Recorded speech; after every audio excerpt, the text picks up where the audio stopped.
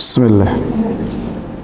Innal hamdalillah nahmaduhu wa nasta'inuhu wa nastaghfiruh wa na'udzu billahi min shururi anfusina wa sayyiati a'malina. Man yahdihillahu fala mudilla lahu wa man yudlil fala hadiya lahu. أشهد أن لا إله إلا الله وأشهد أن محمدا عبده ورسوله.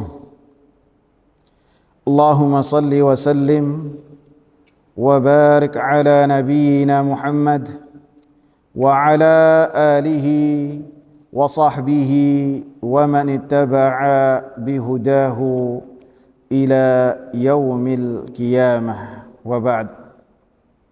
Hadirin jamaah sekalian yang saya muliakan, kita lanjutkan pembahasan kita mengenai kitab Riyadhus Shalihin.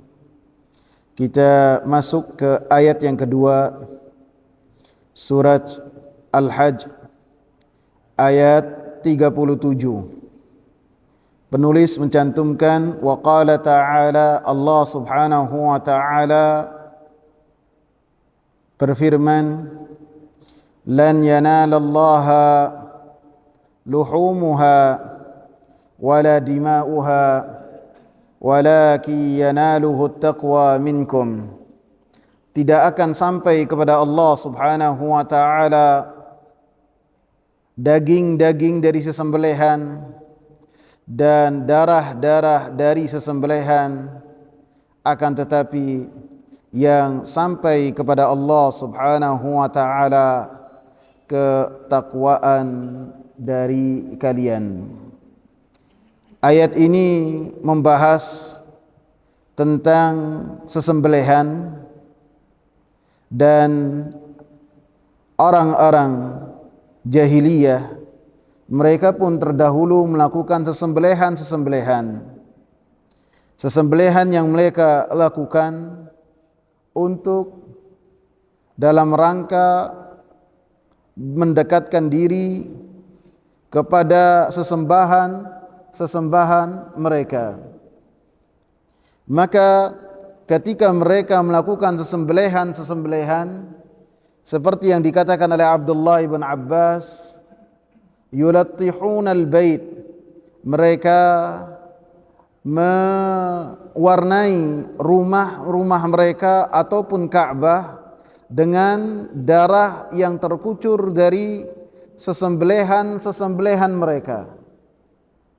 Kemudian darah tersebut mereka yakini dengan apa yang mereka lakukan, mereka taburkan, mereka siramkan ke Ka'bah.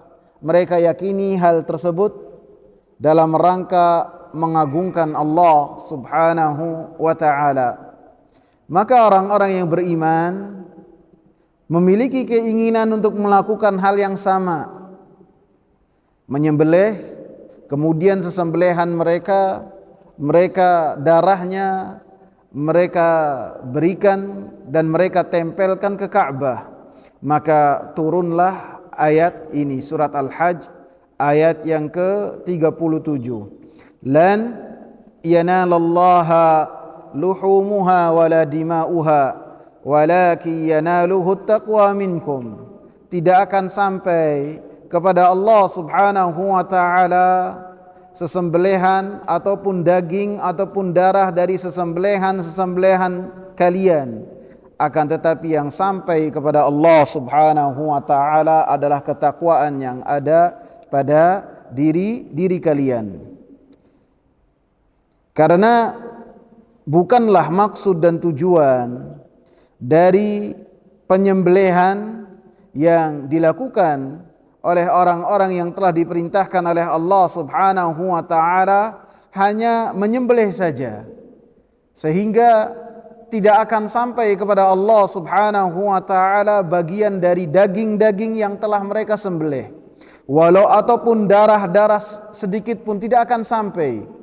Karena Allah subhanahu wa ta'ala maha kaya. Allah subhanahu wa ta'ala tidaklah membutuhkan dari apa yang dilakukan oleh hamba-hambanya ketika mereka taat dan tunduk patuh kepada Allah Subhanahu wa taala. Allah As-Samad, Allah sifati dan namakan dirinya As-Samad. Artinya semua yang dilakukan oleh seorang hamba, baik ketaatan ataupun kemaksiatan, tidak berpengaruh sedikit pun kepada Allah Subhanahu wa taala. Ketika seluruh manusia mereka tunduk patuh kepada Allah Subhanahu wa taala, maka tidak akan menambahkan kekayaan Allah Subhanahu wa taala sedikit pun. Begitupun sebaliknya, ketika seluruh manusia dari yang pertama ataupun yang terakhir, ataupun seluruh penghuni alam semesta ini, baik dari kalangan jin ataupun manusia ataupun malaikat, mereka semuanya bermaksiat kepada Allah Subhanahu wa taala, maka Allah tegaskan dalam hadis qudsi, ma naqasa dzalika min mulki syai'a, tidak akan mengurangi kekuasaan Allah Subhanahu wa taala sedikit pun, dan tidak mengurangi rasa maha terpujinya Allah Subhanahu wa taala. Sehingga ketika seseorang melakukan ibadah, maka ibadah tersebut semua keutamaannya, semua kemaslahatannya, semua kebaikannya kembali kepada orang-orang yang melaksanakannya. Adapun Allah Subhanahu wa taala Maha Kaya dan Allah Subhanahu wa taala Maha terpuji bagaimanapun keadaan hamba-hambanya. Sehingga dalam ayat ini jamaah sekalian, yang akan sampai kepada Allah Subhanahu wa taala dari sesembelihan-sesembelihan yang dilakukan oleh orang-orang yang mendekatkan diri kepada Allah Subhanahu wa taala adalah keikhlasan yang ada di sesembelihan-sesembelihan tersebut. Ketika seseorang menyembelih dalam rangka tunduk patuh kepada Allah Subhanahu wa taala, ketika seseorang menyembelih baik sesembelihan wajib ataupun sesembelihan sunnah, maka ketika yang sampai kepada Allah Subhanahu wa taala adalah niat saleh yang ada di dalam hati seorang hamba. Sehingga Allah Subhanahu wa taala tegaskan dalam surat Al-Hajj ayat yang ke-37, walakin yanaluhu taqwa minkum, yang akan sampai kepada Allah Subhanahu wa taala adalah ketakwaan kalian. Dan tidaklah mungkin satu amalan dikatakan sebagai amal yang bertakwa kepada Allah Subhanahu wa taala kecuali apabila dilandasi dengan ikhlas, kecuali apabila dilandasi dengan pengamalan terhadap kalimat la ilaha illallah, yaitu bertauhid kepada Allah Subhanahu wa taala dengan tauhid yang benar. Sehingga dalam ayat ini jamaah sekalian ada anjuran dan penggemaran kepada kita semua untuk senantiasa beramal, dan ketika beramal hendaklah ikhlas kepada Allah Subhanahu wa taala. Baik dalam amalan-amalan atau amalan yang tercantum dalam ayat ini, yaitu yang berkaitan dengan ibadah sembelih, ibadah korban. Hendaknya seorang ketika berkorban, maka dalam rangka mengharap wajah Allah Subhanahu wa taala, tidak dalam rangka berbangga-bangga, tidak dalam rangka riya, tidak dalam rangka sum'ah, atau tidak juga dalam rangka sebagai suatu ritual musiman yang dilakukan apabila bertemu dengan Idul Adha. Maka itu anggap sebagai ritual musiman saja, dan lebih-lebih diiringi dengan riya, sum'ah, berbangga diri, maka itu semua tidak akan berfaedah di sisi Allah Subhanahu wa taala. Begitu juga dengan amalan-amalan yang lainnya. Maka amalan-amalan yang lainnya pun apabila tidak diiringi dengan ikhlas kepada Allah Subhanahu wa taala, tidak diiringi dengan takwa kepada Allah Subhanahu wa taala, maka amalan tersebut bagaikan tubuh yang tidak ada kehidupan di dalamnya, bagaikan tubuh yang tidak ada pergerakan sama sekali, ditolak oleh Allah Subhanahu wa taala. Sehingga ayat ini menegaskan bahwasanya yang diterima dari amalan-amalan seorang hamba, amalan apapun juga yang diterima, yang di dalamnya ada ketakwaan, yang di dalamnya ada keikhlasan kepada Allah, memurnikan tujuan dan maksudnya hanya Allah Subhanahu wa taala. Wa qala ta'ala, ayat yang ketiga, surat Ali Imran ayat 29. Allah Subhanahu wa taala katakan, "Qul in tukhfu ma fi sudurikum aw tubduhu ya'lamhu Allah." Katakanlah wahai Nabi Muhammad sallallahu alaihi wasallam, jika kalian menyembunyikan apa-apa yang ada di dada-dada kalian, ataupun kalian menampakkan apa-apa yang ada di dada-dada kalian, ya'lamhullah, maka Allah Subhanahu wa taala akan mengetahui apa yang ada di dalam hati seseorang. Dalam ayat ini Allah Subhanahu wa taala mengabarkan kepada kita semua bahwasanya Allah Subhanahu wa taala mengetahui apa yang tersembunyi di dalam hati seseorang. Apa yang nampak dilakukan oleh seseorang, maka semuanya tidak akan tersembunyi di sisi Allah Subhanahu wa taala. Bahkan ilmu Allah Subhanahu wa taala meliputi segala sesuatu dalam setiap keadaan, setiap zaman, apapun harinya, apapun saatnya, dalam setiap waktu, maka Allah Subhanahu wa taala mengetahui semua yang terjadi di langit 7 lapis dan di bumi 7 lapis, maka tidak akan tersembunyi di sisi Allah Subhanahu wa taala. Mau sekecil apapun, maka Allah Subhanahu wa taala mengetahuinya. Mau itu di bagian bumi mana, ketika terjadi suatu perkara, suatu hal, tidaklah terjadi kecuali atas izin dari Allah Subhanahu wa taala, dan Allah Subhanahu wa taala mengetahuinya.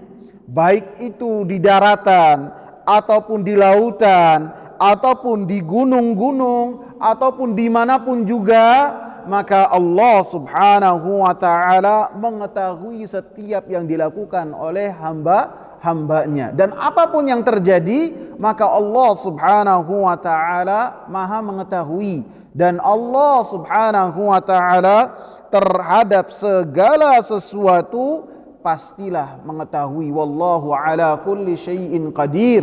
Dan Allah Subhanahu wa taala terhadap segala sesuatu, Allah Subhanahu wa taala mampu. Bahkan sesuatu yang bagi kita mustahil, maka Allah Subhanahu wa taala mengetahuinya. Laisa kamitslihi syai'un wa huwas samiul basir. Allah Subhanahu wa taala tidak menyerupai apapun juga. Dan Allah Subhanahu wa taala Maha mendengar, dan Allah Subhanahu wa taala Maha melihat. Sehingga ketika semut hitam berjalan di waktu yang hitam, di malam yang kelam, yang malam tersebut mendung gelap gulita, maka ketika semut ini melangkahkan kakinya merayap, maka Allah Subhanahu wa taala mengetahuinya lagi, mendengarnya. Mau sekecil apapun semut tersebut, Allah Subhanahu wa taala mengetahuinya. Sehingga ketika ayat ini disebutkan oleh penulis bahwasanya Allah Subhanahu wa taala Maha mengetahui, mengingatkan kepada kita, peringatan buat kita untuk kita senantiasa takut kepada Allah Subhanahu wa taala, untuk kita senantiasa waspada dalam supaya kita tidaklah melanggar, bermaksiat kepada Allah Subhanahu wa taala, tidak, supaya kita jangan sampai melakukan satu hal yang dengannya Allah Subhanahu wa taala murka, baik ketika kita sendiri ataupun ketika kita melakukan perjalanan. Tidak ada orang yang kenal. Ketika kita melakukan safar, tidak ada yang kenal. Beda ketika kita berada di kampung halaman kita. Maka ketika kita menganggap diri kita bebas, tidak ada yang mengikat kita, tidak ada yang memperhatikan kita, Allah Subhanahu wa taala mengetahui semua yang dilakukan oleh seorang hamba. Mau dimanapun kita, mau sendiri ataupun bersama dengan siapa, Allah Subhanahu wa taala mengetahuinya. Bahkan bukan hanya apa yang dilakukan, apa yang ada dalam hati seseorang, apakah amalannya ikhlas ataukah tidak, apakah amalannya riya, apakah sum'ah, Allah Subhanahu wa taala mengetahuinya.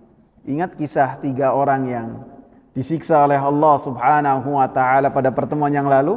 Ingat? 3 orang yang bisa jadi di mata manusia mereka adalah orang-orang yang soleh.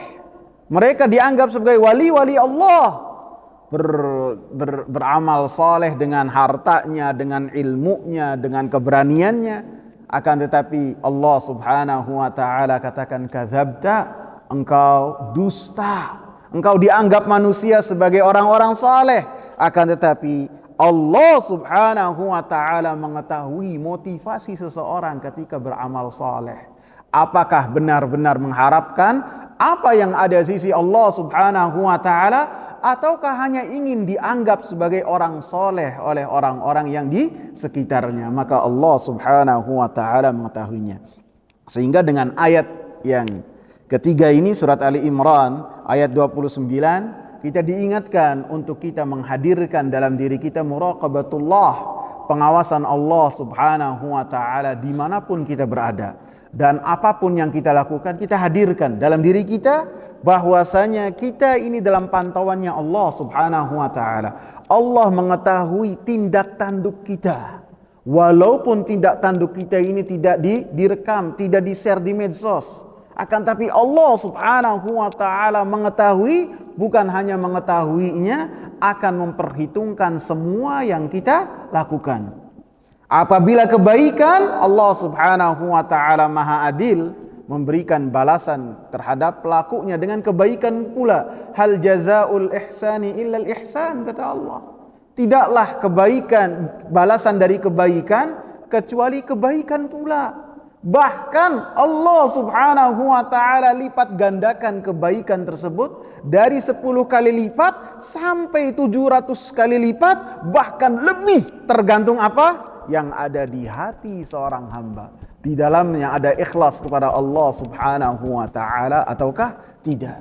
Sebaliknya, ketika seseorang bertemu dengan Allah Subhanahu wa taala, catatan-catatannya dipenuhi dengan kemaksiatan kepada Allah, lebih-lebih kekufuran, lebih-lebih kesyirikan, lebih-lebih kemunafikan, maka setiap orang akan mendapatkan balasan dari apa yang telah ia tebar di dunia ini. Dan Allah Subhanahu wa taala tidak menzalimi hamba-hambanya sedikit pun.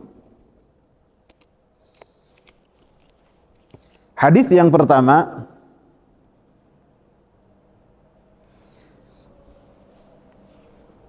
an Amirul Mu'minin Abi Hafs Umar bin Al-Khattab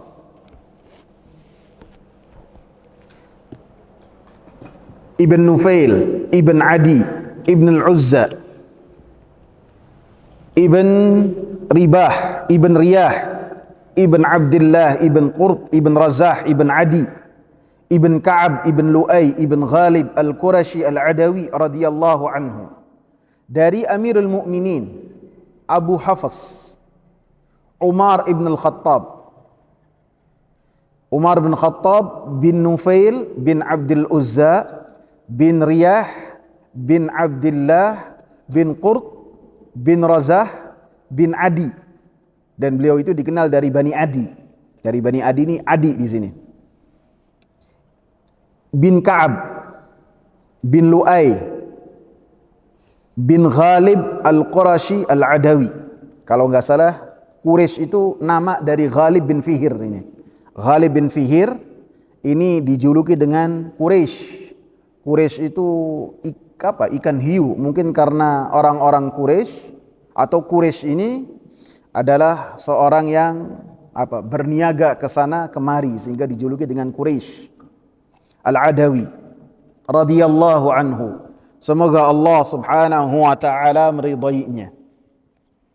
Sami'tu Rasulullah sallallahu alaihi wasallam yaqul, saya mendengar Rasulullah sallallahu alaihi wasallam bersabda, innamal a'malu binniyat, segala amalan tergantung dengan niat-niat. Wa innama likulli imri'in ma nawa, dan sesungguhnya bagi seseorang tergantung dari apa yang ia niatkan. Faman kanat hijratuhu ila Allahi wa rasulihi fahijratuhu ila Allahi wa rasulihi. Maka siapa yang hijrahnya karena Allah dan Rasulnya, maka hijrahnya itu karena Allah dan Rasulnya. Wa man kanat hijratuhu lidunya yusibuha aw imra'atin yankihuha fahijratuhu ila ma hajara ilaih. Dan siapa yang hijrahnya itu karena dunia yang ia raih ataupun perempuan yang ia nikahi, fahijratuhu, maka hijrahnya tergantung dari apa yang dia hijrahkan. Muttafaqun alaih, muttafaqun ala sihhatih, kata Imam Nawawi. Hadis ini muttafaqun ala sihhatih. Rawahu imama al-muhaddithin, diriwayatkan oleh dua imam dari ahli hadis. Yang pertama Abu Abdullah Muhammad ibnu Ismail ibnu Ibrahim ibn al-Mughirah ibn Bardizbah al-Ju'fi al-Bukhari. Yang pertama adalah al-Imam Bukhari yang bernama Muhammad ibn Ismail bin Ibrahim bin Mughirah bin Bardizbah al-Ju'fi al-Bukhari. Wa Abul Husain, yang kedua dari muhadditsin ini adalah Abul Husain Muslim ibn al-Hajjaj, Imam Muslim bin Hajjaj bin Muslim al-Qushairi an-Nisaburi radhiyallahu anhuma. Semoga Allah Subhanahu wa taala meridai keduanya. Fi kitabaihima. Dua hadis ini, satu hadis ini tercantum dalam dua kitab sahih keduanya. Alladzaini, yang mana kedua kitab ini huma asahhul kutubi al-musannafah, kitab-kitab yang paling sahih tertulis di muka bumi setelah Al-Qur'anul Karim. Jadi kitab ini diawali dengan hadisnya adalah hadis innamal a'malu binniyat. Hadis ini dicantumkan juga oleh Al-Imam Bukhari dalam hadis yang pertama, dalam Al-Imam Bukhari dalam hadis yang pertama, sehingga ketika mencantumkan hadis ini mengingatkan bahwasanya semua yang belajar, semua yang mengajar supaya memperbaiki niatnya. Sehingga dikatakan oleh Abdurrahman Ibn Mahdi rahimahullah, yanbaghi likulli man sannafa kitaban an yabtadi'a fihi bihadzal hadits tanbihan lit-talibi ala tashihin niyyah. Sudah menjadi sebuah keharusan bagi siapa saja yang menulis satu kitab untuk mengawali kitabnya dengan hadis ini. Tanbihan, supaya mengingatkan bagi para penuntut ilmu agar senantiasa memperbaiki niat, karena pelajaran mengenai niat ini tidak hanya dibahas, tidak hanya kita ingatkan untuk waktu-waktu tertentu saja, akan tetapi setiap saat harus kita mengingatkan diri kita untuk memperbaiki niat kita. Sampai kapan? Sampai kematian menjemput kita. Al-Imam Syafi'i rahimahullah mengatakan, yadkhulu fi 70 baban minal ilmi. Hadis ini masuk ke dalam 70 bab dari permasalahan ilmu. Dan yang unik dari Al-Imam Nawawi rahimahullah, beliau sampai membawakan nasab dari Umar bin Khattab radhiyallahu anhu dan membawakan nasab juga dari Al-Imam Bukhari, begitu juga Al-Imam Muslim. Adapun pada hadis-hadis sesudahnya tidak ada penyebutan nasab kepada para sahabat perawi hadis ataupun imam-imam yang mengeluarkan hadis tersebut, tidak sebutkan nasabnya. Seperti hadis yang kedua dari Ummul Mukminin Aisyah radhiyallahu anha, sudah sampai sini. Berkata Rasulullah sallallahu alaihi wasallam, kemudian beliau cantumkan hadisnya. Wallahu taala a'lam. Kenapa beliau melakukan hal tersebut? Bisa jadi karena ini menunjukkan kedudukan dari hadis ini, atau bisa juga dianggap sebagai muqaddimah untuk hadis-hadis yang akan dibawakan oleh beliau seterusnya, yaitu 1904 hadis berikutnya. Maka ini sebagai muqaddimah untuk bab atau hadis-hadis yang beliau cantumkan. Dan insyaallah dalam pembahasan kita Riyadhus Shalihin, apabila ada perawi dari kalangan sahabat ataupun tokoh-tokoh yang bisa kita bahas, maka akan kita bahas secara, bisa jadi secara dalam ya, bisa jadi secara lebih intensif, lebih dalam. Karena saya sendiri di rumah mempunyai kitab Usdul Ghabah fi Ma'rifatis Sahabah ataupun Asdul Ghabah. Jadi cara bacanya ada dua, ada Usdul Ghabah fi Ma'rifatis Sahabah, ada Asdul Ghabah, Asadul Ghabah fi Ma'rifatis Sahabah. Kalau usdu artinya singa-singa yang ada di hutan. Adapun Asadul Ghabah artinya singa yang ada di hutan, cuma satu. Sebagian ulama lebih mensahihkan Asadul Ghabah, satu singa yang ada di hutan, karena singa itu apabila di hutan tidak berbilang, dia sendiri yang menguasai, sehingga dia hidup menyendiri. Adapun di kitab ini dikasih harokat dengan menggunakan Usdul Ghabah. Jadi kitab ini membahas tentang sahabat-sahabat yang diketahui oleh Al-Imam Ibn Athir. Sehingga ketika membahas para sahabat, saya akan merujuk kepada kitab Usdul Ghabah yang telah ditulis oleh Al-Imam Ibn Athir. Dan insyaallah akan kita bahas juga tentang Al-Imam Bukhari dan Al-Imam Muslim. Sebelum kita masuk ke dalam biografi yang berkaitan dengan sahabat yang mulia Umar bin Khattab, maka di dalam kitab ini disebutkan muttafaqun ala sihhatihi. Hadis ini muttafaqun alaih. Muttafaqun alaih artinya hadis yang telah disepakati oleh Al-Imam Bukhari dan Al-Imam Muslim. Disepakati itu artinya kedua-duanya mengeluarkan hadis itu dalam dua kitab sahihnya.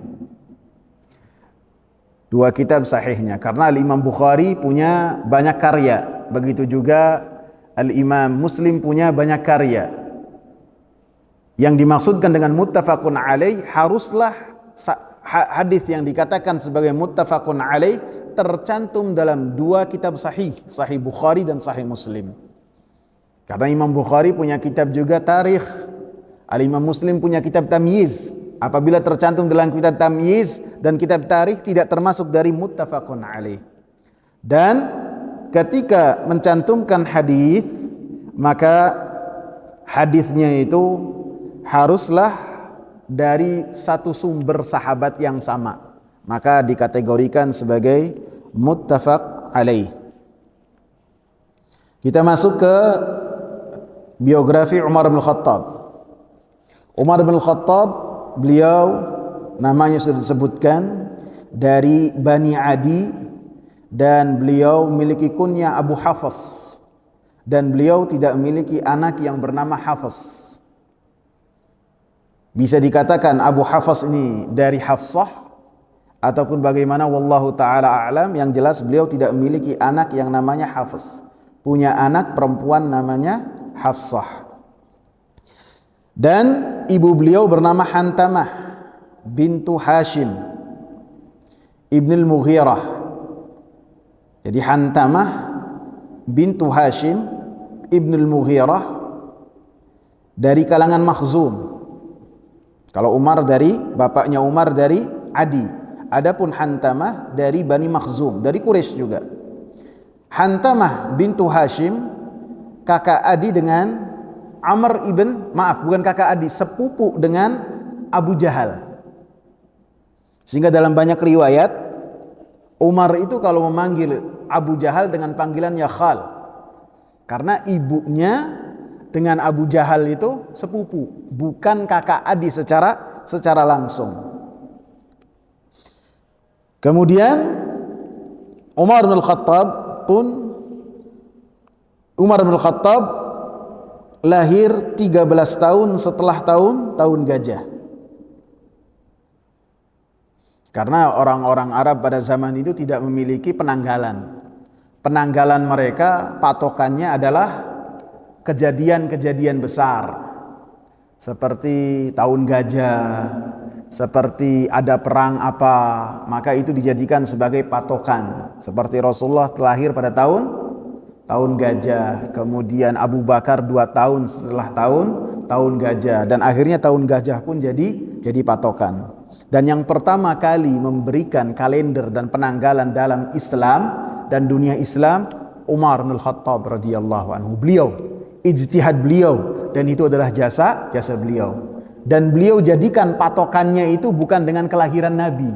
Karena apabila kelahiran Nabi, maka tasyabbuh dengan orang-orang Nasara yang mereka menjadikan Masehi itu dari lahirnya Isa alaihi salam sesuai dengan anggapan mereka.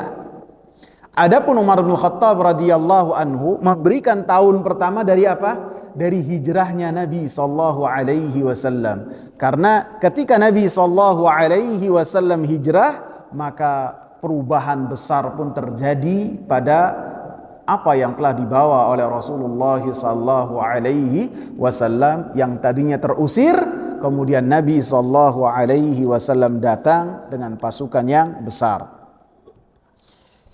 Kemudian beliau ini termasuk dari orang-orang besar di kalangan orang-orang Quraisy, sehingga apabila terjadi percekcokan dan keributan di kalangan orang-orang Quraisy ataupun orang-orang Quraisy mendapatkan keributan dengan selain orang-orang Quraisy, maka mereka mengutus Umar bin Khattab sebagai utusan mereka. Sehingga ini menunjukkan keutamaan yang dimiliki oleh Umar bin Khattab, bahwasanya beliau ini orang yang sangat dihormati oleh orang-orang Quraisy dan orang-orang Arab, dan orang-orang Arabnya pun mengenal beliau. Dan beliau sebelum masuk Islam dikenal sebagai orang yang sangat keras terhadap kaum muslimin. Sangat keras sekali. Bahkan sebagian sahabat mengatakan bahwasanya Umar itu tidak akan masuk Islam sampai keledainya bapaknya baru masuk Islam, baru Umar masuk Islam. Jadi tidak akan masuk Islam, saking kerasnya, saking kencengnya. Bahkan beliau termasuk eksekutor. Apabila sebagian orang-orang lemah di kalangan sahabat disiksa oleh orang-orang Quraisy, beliau termasuk eksekutor, sehingga beliau ini sampai mendapatkan sebagian perkataan demikian, tidak akan masuk Islam. Akan tapi hidayah di tangan siapa? Allah subhanahu wa ta'ala. Sehingga banyak riwayat yang menyebutkan bahwasanya beliau itu masuk Islam di tahun ke-6 Hijriah. Di tahun ke-6 kenabian. Di tahun ke-6 kenabian beliau masuk Islam, termasuk dari orang yang ke-40. Jadi ada urutannya, beliau itu masuk ke-40 atau 40 sekian. Yang perempuannya baru 5 ataupun 6, maka beliau masuk yang ke-40 atau 40 sekian. Jadi kalau yang sangat dekat sekali seperti Utsman dengan Nabi, dengan keislamannya Abu Bakar, Utsman, Abdurrahman, terus siapa lagi? Abdullah bin Mas'ud. Maka mereka adalah orang-orang sabiqin al-awwalin yang pertama-tama masuk Islam. Adapun Umar di luar dari itu. Maka disebutkan banyak riwayat bagaimana Umar bin Khattab radhiyallahu anhu masuk Islam. Di antaranya disebutkan bahwasanya Rasulullah sallallahu alaihi wasallam berdoa, Allahumma a'izzal islama bi ahabbir rajulaini ilaik, Umar ibn al-Khattab atau Amri ibn Hisham. Ya Allah, muliakanlah Islam ini dengan dua orang yang salah satu di antara dua orang yang paling engkau cintai. Yang pertama adalah Umar bin Al-Khattab, yang kedua adalah Amr ibn Hisham. Amr ibn Hisham itu Abu Jahal. Rasulullah sallallahu alaihi wasallam berdoa dengan doa ini, dan banyak riwayat yang menyebutkan bagaimana Umar bin Khattab radhiyallahu anhu masuk Islam. Disebutkan bahwasanya beliau mendengarkan Rasulullah sallallahu alaihi wasallam membaca Al-Qur'an, kemudian beliau memperhatikan secara seksama, kemudian beliau mengatakan, ini Muhammad ini seorang penyair. Tidak tahunya yang dibaca oleh Nabi sallallahu alaihi wasallam, innahu laqaulu rasulin karim, ini adalah perkataan yang dibawa oleh malaikat Jibril yang mulia, atau ini adalah perkataan utusan Allah yang mulia. Wa ma huwa biqauli syair, dan ini Quran ini bukanlah perkataan seorang penyair. Qalilan ma tu'minun, sedikit di antara kalian yang beriman. Maka kata Umar, kalau demikian berarti Muhammad ini adalah dukun, kahin. Maka yang dibaca oleh Rasulullah sallallahu alaihi wasallam dilanjutkan, wala biqauli kahin qalilan ma tadhakkarun, dan apa yang dibawa oleh Nabi Muhammad sallallahu alaihi wasallam bukanlah perkataannya dukun. Sedikit di antara kalian yang menyadari dan ngeh terhadap hal tersebut. Tanzilum mir rabbil alamin, itu semua diturunkan oleh Allah subhanahu wa ta'ala. Walau taqawwala alaina ba'dal aqawil, kalau Muhammad saja ketika dia berkata beda dengan apa yang telah diperintahkan oleh Allah subhanahu wa ta'ala. Allah perintahkan A, kemudian Muhammad mengatakan C, maka la akhadna minhu bil yamin, kami langsung akan mengambil Nabi Muhammad sallallahu alaihi wasallam dan menghukumnya. Thumma laqata'na minhu al watin, dan ada yang pada diri beliau akan kami potong. Fama minkum min ahadin anhu hajizin, dan tidak ada di antara kalian yang mampu menghalanginya. Jadi hal ini begitu didengar oleh Umar bin Khattab, maka kata beliau, fa waqa'al islamu fi qalbi, ada sudah mulai kecondongan Islam di dalam hatiku, kata beliau. Dan orang-orang Quraisy walaupun mereka mengatakan Nabi itu gila, Nabi itu penyair, Nabi itu dukun, Nabi itu pendusta, akan tapi mereka terkadang mencuri-curi untuk mendengar apa yang dibacakan oleh Nabi sallallahu alaihi wasallam di dalam salat beliau. Karena Nabi apabila salat malam, maka beliau salat malamnya di kisaran Ka'bah, di dekat Ka'bah. Adapun selain dari Nabi sallallahu alaihi wasallam pada saat itu tidak berani untuk melakukan hal-hal tersebut. Sehingga beliau pun sudah mulai condong, sampai pada suatu saat beliau marah dan beliau berusaha untuk menyerang Nabi Muhammad sallallahu alaihi wasallam. Kemudian ada yang menghalangi Umar bin Khattab, mau kemana kamu bawa pedang? Kata Umar bin Khattab, saya ingin menghabisi Muhammad, yang mana Muhammad ini memecah belah orang-orang Quraisy. Maka orang ini berusaha untuk mengalihkan Umar bin Khattab dari Nabi sallallahu alaihi wasallam yang berada di Darul Arqam. Maka kata orang ini, kenapa engkau menuju Muhammad sedangkan ipar engkau dan saudari engkau telah mengikuti apa yang telah dibawa oleh Muhammad ibn Abdullah. Maka Umar pun langsung mendatangi rumah adiknya, adik perempuannya yang bernama Fatimah, yang bernama Fatimah. Langsung begitu masuk, dan pada saat itu Nabi mengumpulkan orang-orang lemah di dalam satu rumah untuk belajar Al-Quran. Pada saat itu Fatimah dan suaminya Sa'id bin Zaid itu belajar dengan salah seorang sahabat. Begitu mereka berkumpul, ada yang menggedor pintu mereka, maka langsung ditanyakan oleh Sa'id yang sahibul bait, tuan rumah. Siapa? Kata Umar, Ibn al-Khattab. Langsung bubar yang ada di rumah. Bubar semua. Maka kata Sa'id, saya akan menghadapi. Kata Fatimah, saya akan menghadapi. Begitu Umar bin Khattab radhiyallahu anhu masuk, langsung menuduhkan kepada adiknya bahwasanya dia telah keluar dari agama nenek moyangnya. Kemudian ditamparlah Fatimah. Kemudian setelahnya beliau mendapati ada Al-Quran yang dipegang oleh Hafsah. Kemudian beliau membacanya dan kemudian beliau mulai lebih terbawa lagi dengan Islam. Sehingga Sa'id bin Zaid yang tadinya sembunyi, dia pun keluar dan memberikan kabar gembira kepada iparnya. Wahai Umar, saya telah mendengar bahwasanya Rasulullah sallallahu alaihi wasallam berdoa, ya Allah, muliakanlah agama Islam ini dengan salah satu orang di antara dua orang yang engkau cintai, Umar dan Amr. Saya mudah-mudahan, kata Sa'id ini ipar dan sepupu juga. Mudah-mudahan engkau ini termasuk yang mendapatkan doa yang didoakan oleh Rasulullah sallallahu alaihi wasallam. Maka setelah itu Umar bin Khattab, saya mau menemui Nabi di mana? Kata Sa'id, di rumahnya Arqam yang ada di Safa. Maka Umar bin Khattab pun menuju ke rumahnya Arqam, Ibn Abil Arqam, dengan masih membawa pedang.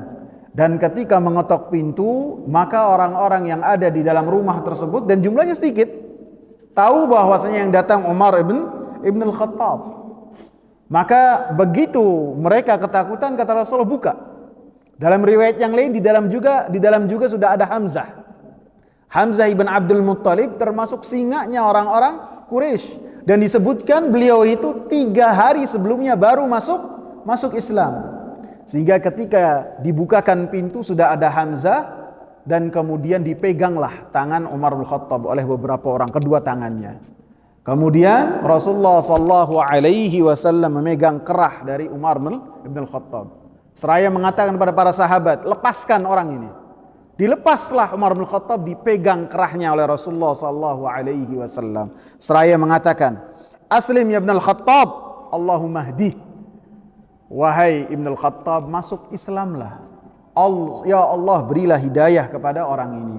Maka Umar bin Khattab radhiyallahu anhu langsung mengatakan, asyhadu an la ilaha illallah wa annaka rasulullah. Dan kemudian kaum muslimin mereka semua bertakbir yang ada di dalam rumahnya Arqam, yang tidak lebih dari 40 orang. Kemudian setelahnya beliau pun mendatangi rumah orang-orang yang beliau ketahui sangatlah benci kepada Nabi Muhammad sallallahu alaihi wasallam. Memang orang ini ngajak ribut. Jadi tahu nih ada orang-orang yang keras kepada Nabi sallallahu alaihi wasallam dan kepada dakwahnya Nabi Muhammad sallallahu alaihi wasallam. Maka beliau mendatanginya satu per satu. Sampai di antara yang beliau datangi adalah rumahnya Abu Jahal. Dia ketok pintunya, dia panggil dengan panggilan ya Khal. Wahai pamanku, wahai pamanku. Kata yang di dalamnya siapa? Ibn al-Khattab. Begitu dibuka dia kabari, nih saya masuk Islam. Saya masuk Islam. Langsung ditutup oleh Abu Jahal. Langsung Umar bin Khattab langsung pergi lagi cari. Sampai ada kumpulan orang-orang yang lagi kumpul. Kemudian dia kabarkan bahwasanya beliau itu masuk Islam. Bahkan beliau mencari siapa sih orang yang paling cepat untuk menyebarkan berita di Mekah. Beliau tahu, tanya kepada orang-orang, siapa sih orang yang paling cepat untuk mengabarkan berita. Jadi di orang-orang Arab itu dari dulu ada orang yang apabila dengar berita, langsung satu kampung Arab, satu kabilah langsung tahu semua apabila orang ini tahu. Jadi dari dulu ada tuh, dari dulu, dari zaman jahiliyah. Kata Umar bin Khattab, siapa orang yang paling cepat menebarkan kabar? Kalau kita si fulan. Kalau udah tahu fulan, tahu semua. Maka kata orang-orang, ada Jamil ibn Ma'mar. Itu orang cepat sekali. Maka pintunya pun digedor oleh Umar bin Khattab. Dikabari dengan mengatakan, Ya Jamil, hal alimta anni aslamtu? Apakah kau mengetahui wahai Jamil, saya ini adalah telah masuk Islam? Maka Jamil pun tidak berbicara, diam. Setelah Umar pergi, baru dia menebarkan berita yang dia terima dari Umar bin Khattab, dan semua orang pun mengetahui. Bahkan orang-orang musyrikin yang lagi kumpul di Hijr didatangi oleh Umar bin Khattab dengan mengatakan, saya sudah masuk Islam. Luar biasa sekali, sehingga orang ini mendapatkan kemuliaan dan dijuluki oleh Rasulullah sallallahu alaihi wasallam dengan Al-Faruq, yang membedakan antara kebenaran dan kebatilan. Bahkan Rasulullah sallallahu alaihi wasallam terkadang diskusi yang sangat banyak dengan Umar bin Khattab radhiyallahu anhu, bahwasanya Umar bin Khattab seringkali memberikan saran-saran dan ide-ide kepada Rasulullah sallallahu alaihi wasallam, yang saran dan ide tersebut sesuai dengan apa yang telah disyariatkan oleh Allah Subhanahu wa taala. Rasulullah katakan, innallaha ja'ala al-haqqa ala lisani Umar wa qalbihi. Sesungguhnya Allah Subhanahu wa taala menjadikan kebenaran di atas lisannya, di dalam lisannya Umar dan hatinya. Wa huwal faruq, dan dialah pembeda. Farraqallahu bihi bainal haqqi wal batil. Allah Subhanahu wa taala bedakan dengannya kebatilan dan kebenaran. Abdullah bin Mas'ud mengatakan, faddalan nasu Umar bin Al-Khattab bi arba'. Manusia, para sahabat, memberikan kepada Umar keutamaan-keutamaan yang berbeda dari yang lainnya dengan 4 hal. Yang pertama, bidzikril asra yauma Badr, dengan permasalahan tawanan pada peperangan Badar. Amara biqatlihim, Umar bin Khattab memerintahkan kepada Nabi sallallahu alaihi wasallam supaya Rasulullah untuk membunuh dan mengeksekusi tawanan-tawanan perang Badar yang jumlahnya 70. Adapun Abu Bakar mengatakan, jangan ya Rasulullah, itu saudara-saudara kita, orang-orang Quraisy. Di peperangan Badar tawanannya siapa tahu? Ada Abbas, pamannya Nabi ada. Siapa lagi? Abul As siapa? Menantunya Rasulullah sallallahu alaihi wasallam. Jangan ya Rasulullah, saudara-saudara kita, dibebasin aja, mudah-mudahan Allah Subhanahu wa taala berikan kepada mereka hidayah. Kata Umar, enggak, bunuh ya Rasulullah. Kalau perlu saya cari anaknya Khattab yang ada tawanan, saya yang bunuh. Kalau perlu siapa lagi nih? Cari saudaranya yang kerabat dekatnya, eksekusi. Maka Allah Subhanahu wa taala lebih condong kepada apa yang telah disarankan oleh Umar bin Khattab radhiyallahu anhu kepada Nabi, walaupun Nabi sallallahu alaihi wasallam lebih memilih pendapatnya Abu Bakar. Sehingga Allah katakan dalam surat Al-Anfal, laula kitabun minallahi sabaqa lamassakum fima akhadtum adzabun azim. Kalau seandainya ketentuan dari Allah Subhanahu wa taala tidaklah berlalu, pastilah kalian akan mendapatkan azab yang besar dari apa yang telah kalian ambil dan tentukan yang berkaitan dengan tawanan-tawanan Badar. Yang kedua, kata Abdullah bin Mas'ud, adalah dengan hijab. Syariat hijab adalah yang pertama kali memerintahkan kepada istri-istri Nabi sallallahu alaihi wasallam untuk berhijab adalah Umar bin Khattab, supaya istri-istri Nabi sallallahu alaihi wasallam menutup tubuh mereka, wajah-wajah mereka pun ditutup. Maka Zainab, salah seorang istri Nabi sallallahu alaihi wasallam, menyanggah apa yang dimintakan oleh Umar kepada Rasulullah sallallahu alaihi wasallam. Tidak lama berikutnya Allah Subhanahu wa taala perintahkan istri-istri Nabi sallallahu alaihi wasallam supaya mereka memakai hijab, supaya mereka memakai baju yang menutup tubuh mereka dan wajah-wajah mereka pun ditutup. Maka Rasulullah membenarkan apa yang telah dimintakan oleh Umar, lebih-lebih Allah Subhanahu wa taala sesuai dengan apa yang dimintakan oleh Umar.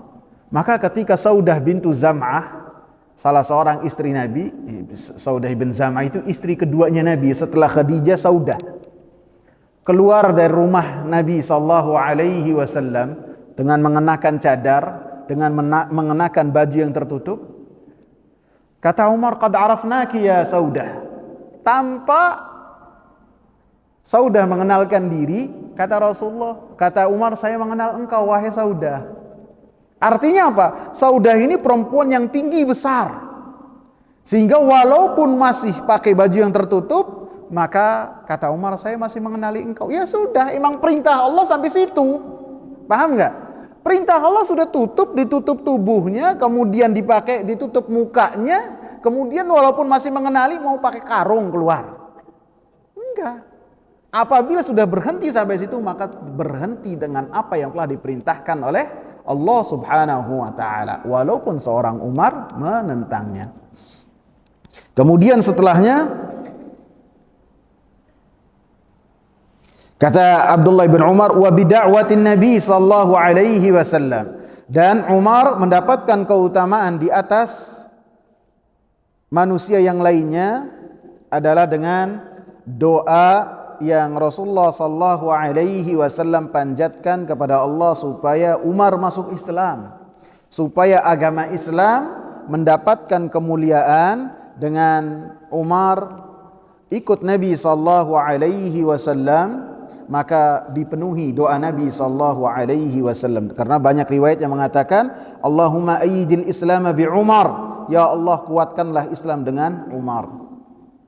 Dan yang keempat adalah bagaimana kokoh pendapat Umar bin Khattab supaya Abu Bakar As-Siddiq yang menjadi khalifah setelah Rasulullah sallallahu alaihi wasallam. Dan ini termasuk keutamaan yang dimiliki oleh Umar bin Khattab. Ketika Abu Bakar As-Siddiq melimpahkan khilafah ke Umar bin Khattab, ketika ada pertemuan di Saqifah, di Bani Saqifah, maka orang-orang Ansar yang tadinya akan menunjuk khalifah sendiri untuk mereka disatukan oleh Umar bin Khattab, disatukan oleh Abu Ubaidah, kemudian ditetapkan hati-hati mereka oleh Abu Bakar. Kemudian Abu Bakar memilih Umar supaya menjadi khalifah. Kata Umar, "Saya tidak akan memimpin solat ketika di belakangnya ada orang kayak engkau wahai Abu Bakar." Kemudian beliaulah yang pertama kali membaiat Abu Bakar As-Siddiq, kemudian diikuti oleh sahabat-sahabat yang lainnya dari kalangan Muhajirin dan kalangan Ansar. Kemudian beliau pun menjadi khalifah pada tahun ke-13 Hijriah, di akhir Jumadal Akhirah, antara 22 dan 23 Jumadal Akhirah, dan beliau menjadi khalifah selama 10 tahun 6 bulan dan 9 hari atau 5 hari. Rasulullah sallallahu alaihi wasallam sebutkan dalam hadis, "Ra'aitu fil manam anni anzi'u bidal."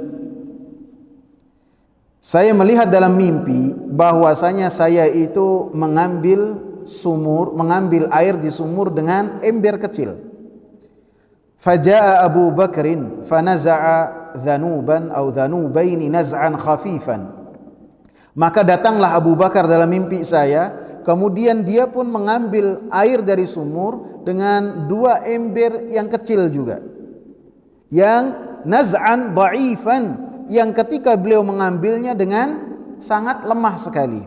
Wallahu yaghfiru lahu, Allah Subhanahu wa taala mengampuni Abu Bakar.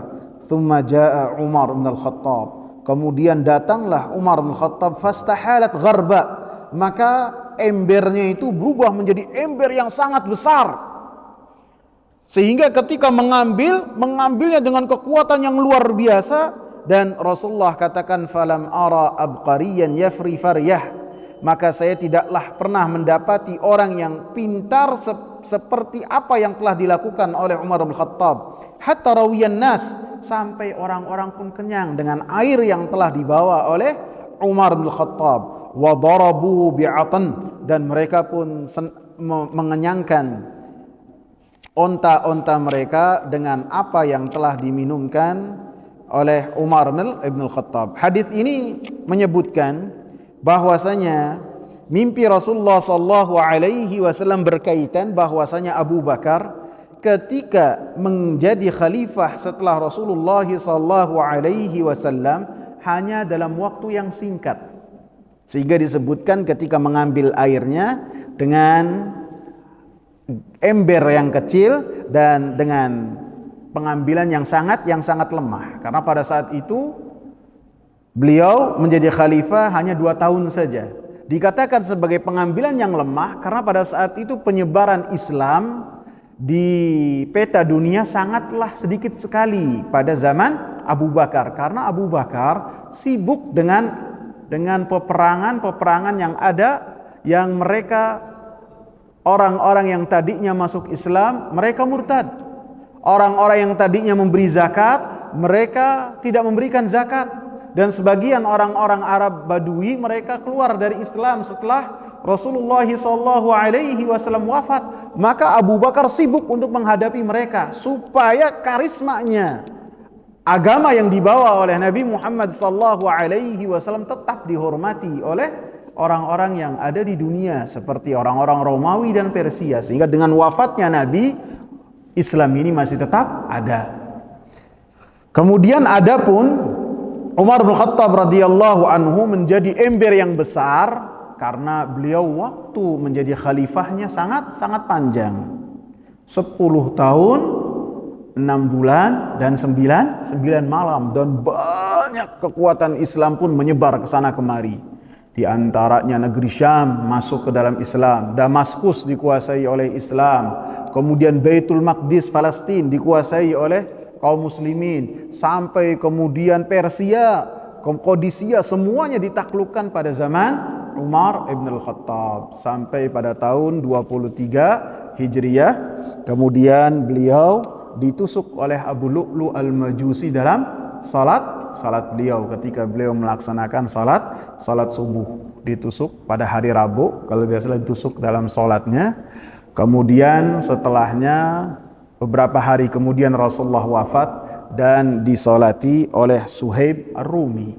Dan ketika beliau akan wafat di akhir hayatnya meminta kepada Abdullah putranya supaya meminta izin kepada Aisyah supaya beliau ini di kuburannya bersama dengan Rasulullah dan Abu Bakar As-Siddiq, dan Aisyah radhiyallahu anha mengizinkan kepada Umar ibn al-Khattab. Dan ketika dimasukkan ke dalam liang lahat, maka yang turun ke bawah untuk melepaskannya adalah putranya Abdullah, kemudian Utsman ibn Affan, kemudian ipar beliau dan sepupu beliau Sa'id ibn Zaid, dan Abdurrahman ibn Auf. Keempat-empatnya menerima tubuh Umar bin Khattab di liang lahat.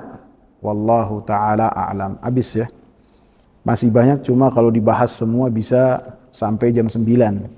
Ya.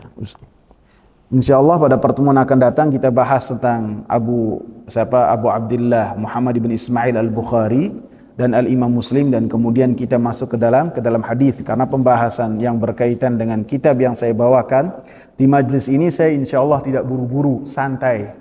Karena seperti dalam kajian yang lalu 3 tahun lebih saya bahas kitab Tauhid, yang dibahas cuma 16 bab saja. Pernah dalam surat An-Nisa yang membahas dengan wa'budullah wa la tusyriku bihi syai'an wa bil walidaini ihsana, yang para ulama menyebutkannya 10 hak di dalam surat An-Nisa tersebut. Dalam setiap pertemuan saya bahas satu penggal ayat wa'budullah, berikutnya lagi birrul walidain. Cuma pada saat itu belum ada dokumentasi untuk kajian. Semoga bermanfaat. Subhanakallahumma bihamdika asyhadu an la ilaha illa anta astaghfiruka wa atubu ilaik. Assalamu alaikum warahmatullahi wabarakatuh.